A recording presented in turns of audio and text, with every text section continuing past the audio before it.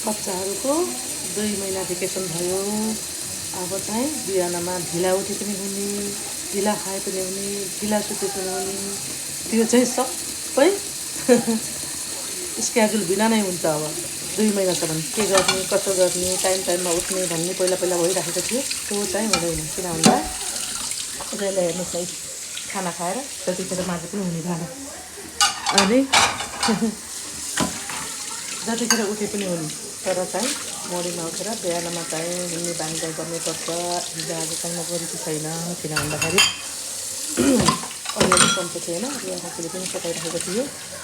अनि मैले चाहिँ कहिले भन्दाखेरि 1 महिनापछि लगभग 1 महिनापछि काम गरेँ। काम गरेर भोलि दिन काम गरेको त अर्को दिनदेखि बढी थकाइ लागे जस्तो भयो। त्यसपछि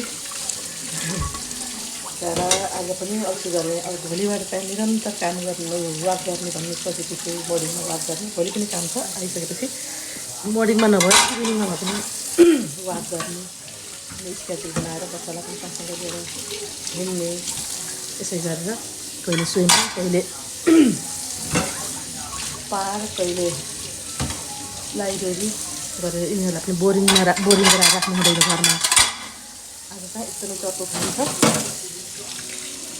बिहान उठेर अघिल्ला उठ्छु, तर जान सकिएन। अब बिस्तारै चाहिँ फेरि वाकमा जाने भनिरहेका छौँ।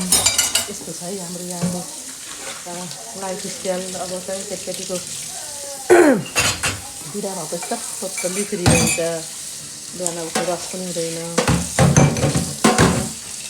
काम पनि नहुने, स्कुल पनि नहुने हुँदाखेरि त यति आनन्द कि आमालाई पनि आनन्द हुन्छ यहाँ।